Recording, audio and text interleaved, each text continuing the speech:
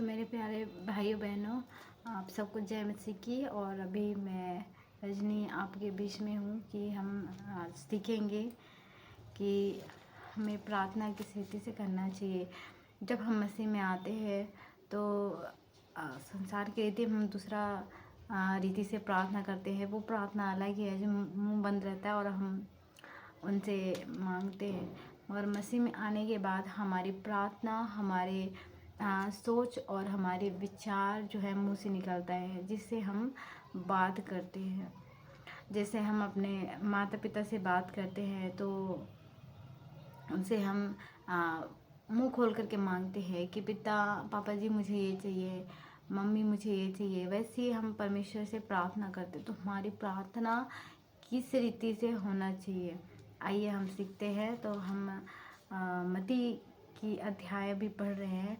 मत्ती में हम प्रार्थना सीखेंगे कि प्रार्थना हमें किस रीति से करना चाहिए। तो मत्ती की पुस्तक 6 अध्याय और उसके 5 पद से लेकर के 15 पद तक हम पढ़ेंगे। तो इसमें लिखा है, जब तू प्रार्थना करे तो कपटियों के समान ना हो, क्योंकि लोगों को दिखाने के लिए आराधनालयों में और सड़कों के मोड़ों पर खड़े होकर प्रार्थना करना उनको अच्छा लगता है। मैं तुमसे सच कहता हूँ कि वे अपना प्रतिफल पा चुके। परंतु जब तू प्रार्थना करे तो अपनी कोठरी में जा और द्वार बंद करके अपने पिता से जो गुप्त में है प्रार्थना कर। तब तेरा पिता जो गुप्त में देखता है तुझे प्रतिफल देगा। हालेलुया। हमारी प्रार्थना सामूहिक भी होता है, कलीसिया में होता है और घर में भी प्रार्थना होता है। तो सबसे मेन बात हमारी जो प्रार्थना है कि हम प्रार्थना हमें किस रीति से करना चाहिए।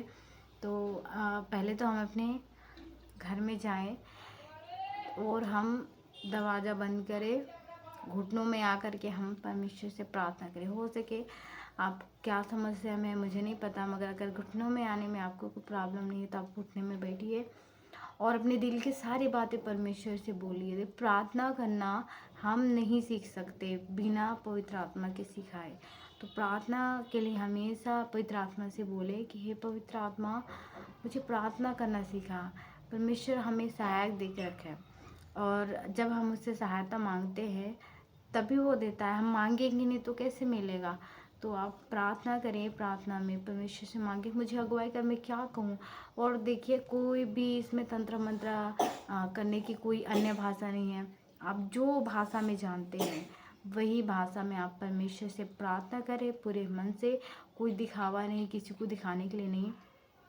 आप प्रार्थना करते हैं तो हमारे दिल की आग्रह परमेश्वर के सामने निकलता है। तो हम नम्र से और घुटनों में आकर के परमेश्वर से प्रार्थना करें। परमेश्वर मुंह से क्या निकल रहा है वो नहीं देखता, वो देखता है कि हमारे हृदय में कितनी सच्चाई, हमारे हृदय की सच्चाई को देखता है। तो इसमें लिखा हुआ है कि हम प्रार्थना करें तो अपने कोठरी में जाएं। प्रार्थना कई तरह के होते हैं, मगर मेन प्रार्थना है एकांत प्रार्थना। प्रभु यीशु मसीह प्रार्थना करता था, लोगों के लिए प्रार्थना करता, चंगाई छुटकारा करता था। मगर जब प्रार्थना करता तो वो एकांत प्रार्थना करता, जहाँ पर कोई नहीं सुने। जब हम प्रार्थना करते कोई लोग होता है तो कहते मन में आता है मेरी बातें सुन रहा है, ऐसा नहीं। आप प्रार्थना कर रहे हैं तो गुप्त में जाइए, प्रार्थना कीजिए, निश्चय परमेश्वर उत्तर देगा। हालेलुया। और वचन बताता है 7वें पद में, प्रार्थना करते समय अन्य जातियों के समान बकबक ना करो, क्योंकि वे समझते हैं कि उनके बहुत बोलने से उनकी सुनी जाएगी। इसलिए तुम उनके समान ना बनो, क्योंकि तुम्हारा पिता तुम्हारे मांगने से पहले ही जानता है कि तुम्हारी क्या क्या आवश्यकताएं हैं। जैसे हम जो भी मांगते हैं, जो भी बातें हम परमेश्वर से करते हैं, घुमा फिरा के लंबा करके हम प्रार्थना करने की कोई आवश्यकता नहीं है। प्रार्थना को कभी भी ना खींचिए। जैसे हम प्रार्थना करते हैं तो हमारी प्रार्थना जो लिमिटेशन है उनके अनुसार करें, हमें खींचने की कोशिश ना करें, थोड़ा और लंबा प्रार्थना करें, थोड़ा और नहीं। आप जितना आपको कंफर्टेबल लगता है आप उतना प्रार्थना कीजिए और परमेश्वर अगुवाई करता है। कई बार हम सोचते छोटा सा प्रार्थना करें, मगर हमारा अंदर पवित्र आत्मा ऐसा अगुवाई करता है कि हमें और भी आता है, और बोलें इनके लिए प्रार्थना करें, ये प्रार्थना करें, ऐसे करके आता है। तो उनमें भी ना छुपाएं। जितना अगुवाई परमेश्वर करता है आप वैसे ही प्रार्थना करें। हमें भी नए नए थे, हमें भी प्रार्थना करना नहीं आता था। मैं लोगों से सीखा तो कुछ समय तो हम उनकी जैसे वो करते थे वैसे हम भी प्रार्थना करते थे। प्रार्थना परमेश्वर का आशीष होता है जो हमें वो देता है कि हम किस तरह से प्रार्थना करें। तो जैसे हम प्रार्थना करते हैं तो हम उन्हीं बातों को बार बार ना दोहराए। एक बार बोल दिया, आप आगे परमेश्वर से प्रार्थना करें। और बक उनको बोला जाता है जो खींच खींच के घुमा के और बेकार बातें जिसमें हम परमेश्वर को कोई भी मतलब नहीं है उन चीज़ों को ना लाएं। अपने घर की इम्पोर्टेंट और जितना हम दूसरों के लिए प्रार्थना करते हैं उतना ही परमेश्वर हमें जानता है हमें क्या ज़रूरत है।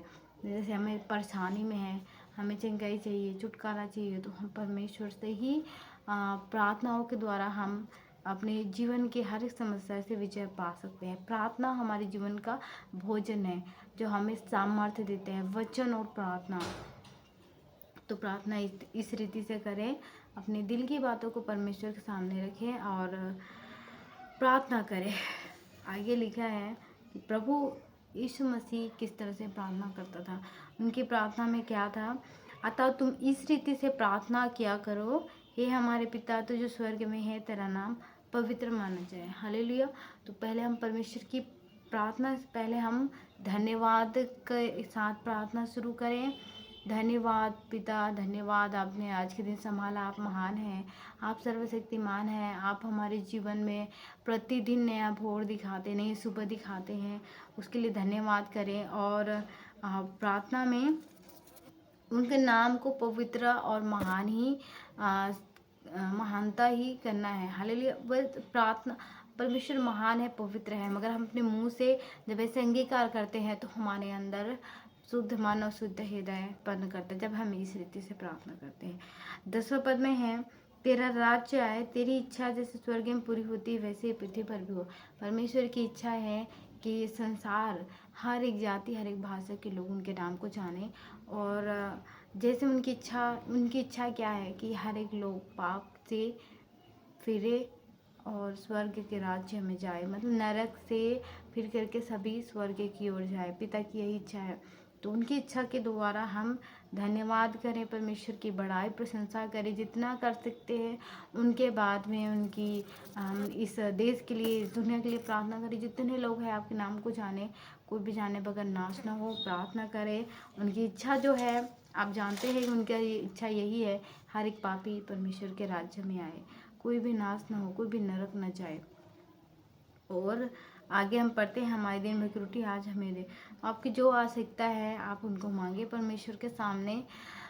भोजन पेट के लिए तो चाहिए, मगर परमेश्वर से वो तो हमें देता ही है।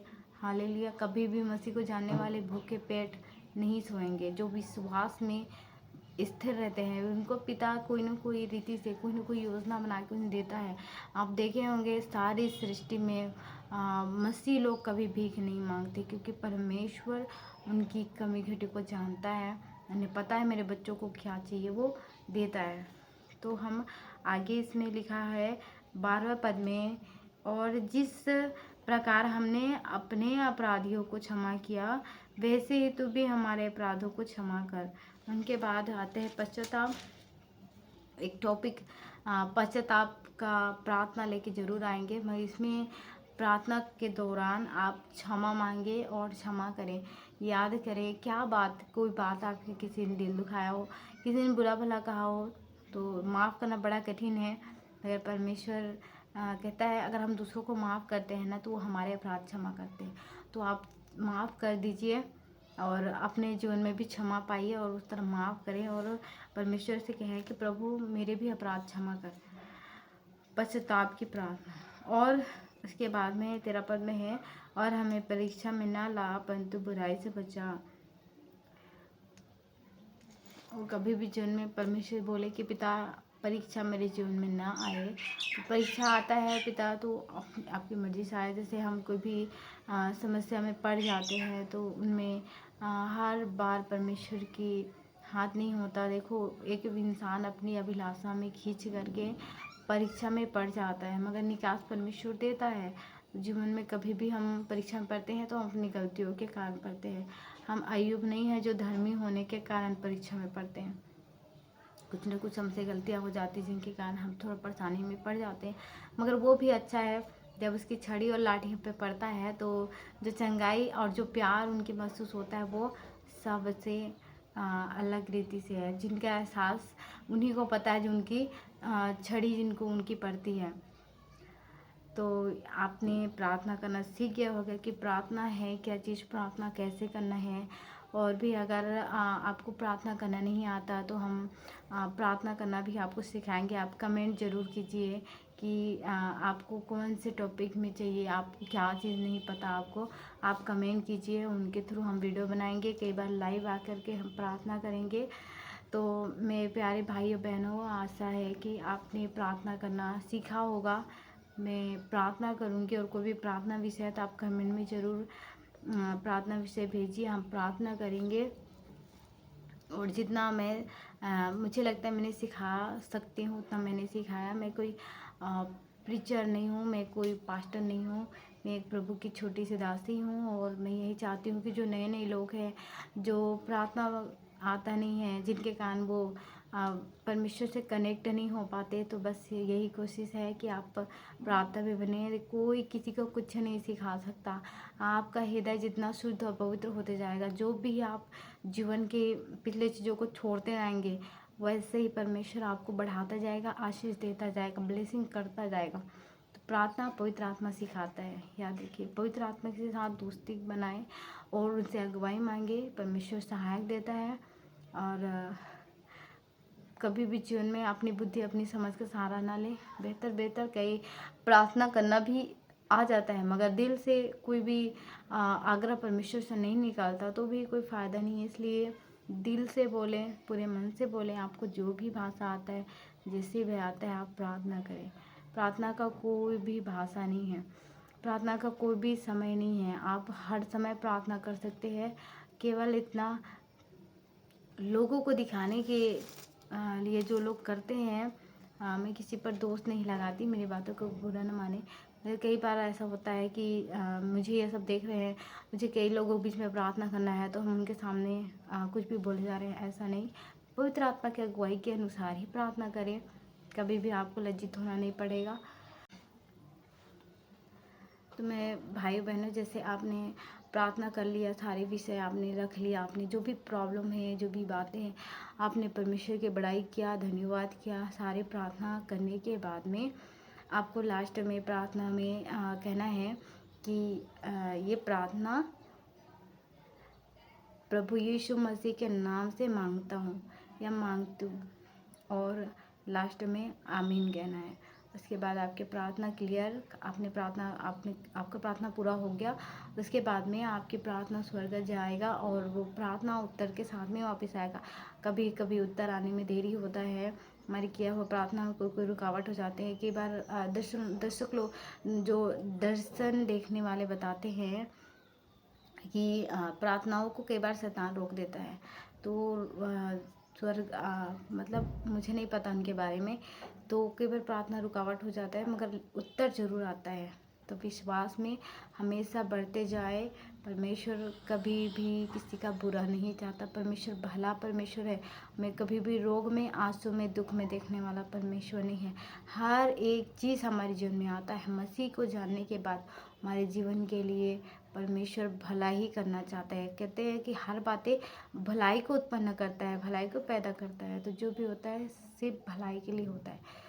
तो मैं आशा करती हूँ कि आपने प्रार्थना करना सीखा होगा। और हमारे और भी वीडियो हैं, आप उनको देखें, सीखें। तो चलिए मेरे भाई बहनों, तब तक के लिए नेक्स्ट वीडियो में मिलते हैं। तब तक के लिए जय मसीह की। प्रभु आपको आशीष दे। God bless you.